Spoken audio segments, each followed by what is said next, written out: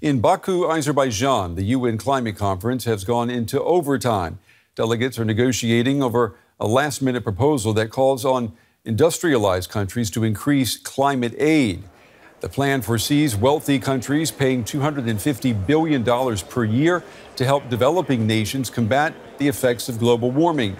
It also sets a broader goal of raising $1.3 trillion annually by 2035. But it does not specify whether countries such as China and the oil-producing Gulf states should also pay. It's fair to say reaction to the proposal has not been very good, with developing nations rejecting the initial $250 billion offer. This is what Germany's climate envoy, Jennifer Morgan, had to say about it. Well, we think this is at least a text that we can work with. It's now we have a map on a way forward instead of kind of nowhere where we don't know where we're going. So the next steps is that we're all now analyzing this text very closely. We're discussing with allies, with the most vulnerable countries, with others, of course, as the European Union, what their issues are, what their concerns are, and we're working hard. It'll be a long night. Well, I'm joined now by Flavien Joubert, Minister of Climate Change and Environment from the Republic of Seychelles. Mr. Joubert, it's good to have you with us. We appreciate you staying up late on this Friday evening. Talks at the COP29 Climate Summit, they were supposed to end today. They have gone into overtime. There's still no agreement on how industrial economies will help developing and island economies deal with climate change. What are your delegates telling you? Well, I was in touch with our delegates earlier this evening. And what they are telling me is that there is a lot of disappointment on the part of developing countries and island states with regards to the commitments that were made previously and that should be carried forward at this COP. And the fact that these commitments are now not being adhered to, and they sense that there is some kind of backtracking or dilution of some of those commitments at this COP, at this point of discussion in this COP. So for them, it's a question of pushing on and continuing to be in touch with all the various colleagues in the different groups and really seeing how things evolve between now and tomorrow morning when the COP ends. You say that promises have not been kept. I mean, for your country, can you give me an example? Has money been promised? Have funds been promised that have not been delivered? Well, for example, the main focus is finance. This is a finance COP where there were some promises made in the past, $100 billion. And the revised estimate from various countries is above $1 trillion. And now what we have seen is about $250 billion being put on the table, and many countries, from the assessments that have been made, from the estimates done, they see this as woefully inadequate, and it would not help countries that are at risk. It would not help developing countries. It would not help island states that need that financing for them to transition, but also to adapt to the impact of climate change. I understand that the figure that has been discussed has been more than $1 trillion annually. That is what developing and island economies are asking for. That's an incredibly large sum of money. Help us understand how much a country such as the Seychelles needs to deal with the effects of global warming. I mean, is there a price tag that you can give us? Well, we have recently been working on our climate finance strategy and doing some estimates on the overall need of the country. We won't be able to release that until hopefully late this year or early next year. But what we know is that climate costs are rapidly increasing for many countries, and the cost would actually be additive as we go into the future, and it might even accelerate for some countries. And also, the other side of it is that we have the cost of disasters that happen. And even for a small country like ours, a simple disaster that has to do with storms, it runs into a few $1 million. And just imagine we are a population of 100,000. and we get that kind of cost. When you get to larger countries, larger areas, and also bigger populations, you would see way more demand for resources to cover the costs and to help them recover from such disaster. So for us, those sums, even if they are tremendous, extraordinary, it is a requirement from all the different undertakings that's been made by countries in the past for all of us to be principled about it, and at least understand where it's coming from and understand the need for us to commit towards helping countries to adapt and also to transition, but also deal with incidents when they happen. 2 years ago at the COP27 summit in Egypt, you sounded the alarm. You warned that in less than a decade, parts of the Seychelles could be underwater. We know that you can't reverse climate change in the short term. So what has your country been able to do to prepare for rising sea levels? We have done significant investment in terms of coastal protection. For example, to protect our beaches, which are our main assets, and that is what is actually supporting our tourism industry. We also have had to adjust the coastal reclamation projects to make sure that they are above the future levels of the minimum sea level, and so that we don't get flooding. But also for the country, we've had to look at re-evaluating and planning a lot more of our infrastructure, for example, our coastal roads, to try and reinforce them, deal with regular breaks in infrastructure. And it's becoming a bigger and bigger part of our public budget. So for us, it is showing signs of accelerating. The costs are gradually increasing every year, and we will have to deal with increasing sea level in some instances. And last year we saw cases where some coastal areas were actually flooded by seawater. We have experienced 3 millimeter rise per year, but during that time last year, it was way more than 3 millimeters because in some cases, even roads were partially underwater. And that is worrying because when roads get cut off, when communities are cut off from vehicular circulation, then you're going to have very serious issues on the island. Well, Mr. Joubert, we will be following this story, and we will be waiting to see what kind of agreement comes out of Baku in Azerbaijan. Flavien Joubert joining us from the Seychelles. We appreciate you taking the time to talk with us, and we wish you all the best. Thank you. Thank you. Well, Beatrice, our climate reporter, just in the studio with me now. Last-minute negotiations going on right now. Where are we right now? What kind of reactions are we getting to this last-minute proposal? So the countries that would be receiving these donations, the developing countries, are absolutely shocked by, they feel like they're being lowballed by this offer. I mean, you said it is a... By $250 billion a year. Yeah, I mean, as you said, it is a huge jump from the $100 billion where we're at right now, but what they were actually asking for was $1 trillion per year.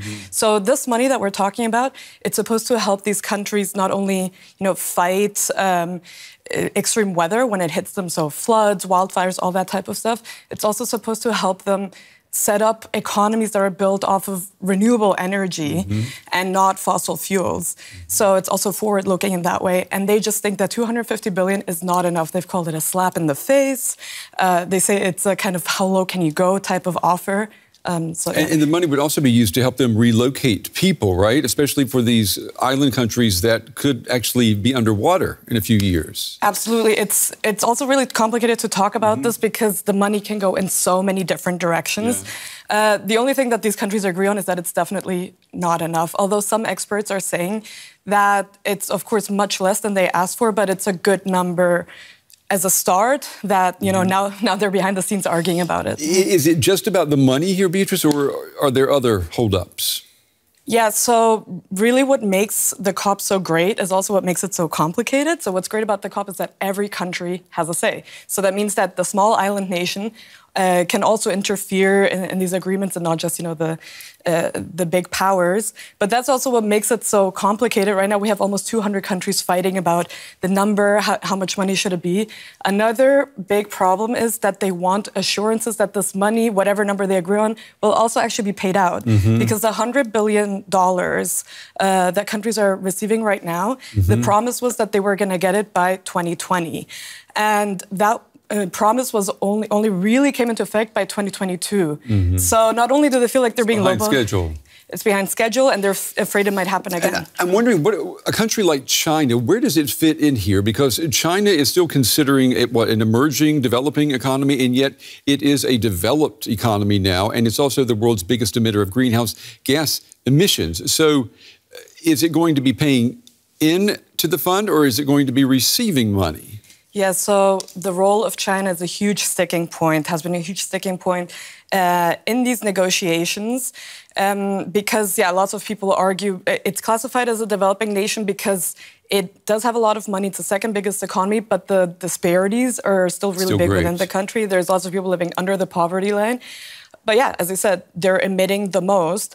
So the donor countries want help from economies like China. So what the new text is saying, it's not putting it in the category of donors, but it is opening the option to expand the donor base and make, voluntary, allow voluntary donations from countries like China, but also the Gulf nations. The Gulf nations, which of course are sources of a lot of the fossil fuels that are causing the problem right now. But the voluntary payments, does anyone really believe that you can rely on a system of voluntary payments? I think that's kind of probably what people are discussing behind the scenes now as well. Lots of donors want there to be assurances that that it's not voluntary, that it's mandatory for them to participate. Right now, it's building blocks. You got to start somewhere. I think that's the first step. All right, climate reporter Beatrice Christofaro. Good to have you here in the studio. I know it's been a long week. It's been a long day. Yeah. Thank you. Thank you.